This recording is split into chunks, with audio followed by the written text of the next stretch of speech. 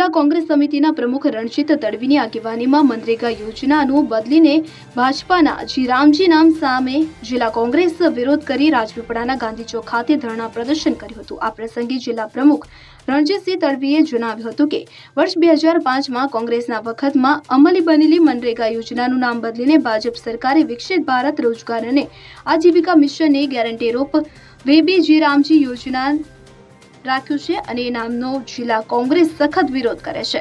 મનરેગા નામ બદલીને જીરામજી કે જે નામ રાખ્યું છે કે જે ખરેખર ગાંધીજીનું અપમાન છે, જેને નર્મદા કોંગ્રેસ સખત શબ્દોમાં વખોડી કાઢે છે।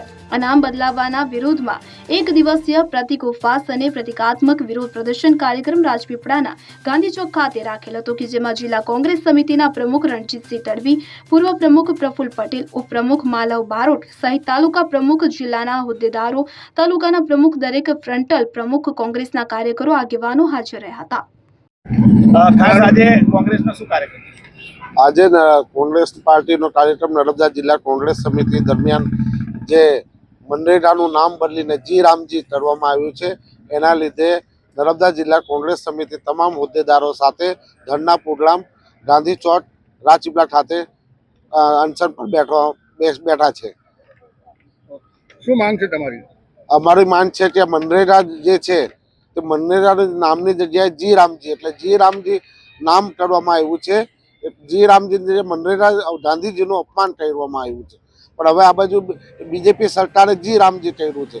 જીરામજી એટલે ભગવાનનું નામ જી લાવ્યા છે, પણ મનરેગા એ કોઈ એ નથી, સંસ્થા નથી, એ કાયદો હતો ને આ સંસ્થાની અંદર જીરામજીને લાવ્યા છે, યોજના લાવ્યા છે ને યોજના જે આ કાયદામાં ગમે ત્યારે તમે 100 વ્યક્તિ રોજગાર 100 દિવસ સુધી રોજગાર મળી શકે, આ ને કાયદો એવો હતો। એટલા આ યોજના છે, યોજનામાં જ્યારે ફંડ આવે ત્યારે રોજગારી મળી શકે, એના વિરુદ્ધમાં અમે નામ ચેન્જ ગાંધીજીનો ફોટો લઈને ગાંધીજીના એમાં માટે બેઠા છે।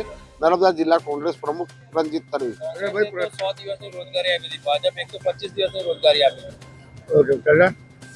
કોંગ્રેસે 100 દિવસ 125 દિવસમાં આ લોકો કાયદો લાવ્યા છે, એમાં 60 દિવસ આપવાનું નહીં કામ ને બજેટ આધારિત જે એમની જે સંસ્થા છે એમના પ્રમાણે ના કાયદો છે। કાયદામાં બજેટ પડી જાય તો પૈસા કેવી રીતે? પૈસા તો આવ્યા નથી, એટલા માટે કે આ લોકો 25 દિવસ ને 160 દિવસ કરે છે, એ ખોટા છે। બીજી બાજુ એવું કહી રહ્યા છે કે આમાં કૌભાંડો ઓછા થશે। આમાં કૌભાંડો થવા વધારે એમના જ માણસો મંત્રીઓ કૌભાંડ કર્યા છે। હમણાં બધું ખાબરના છોકરાઓના કૌભાંડ કેટલું બધું થયું છે, બંને જણ જેલમાં છે। મનરેગા આટલું બધું એટલે જે કૌભાંડ ના નીકળે એના માટે પાછું નામ બદલીને એ લોકો ચલવામાં આવે છે।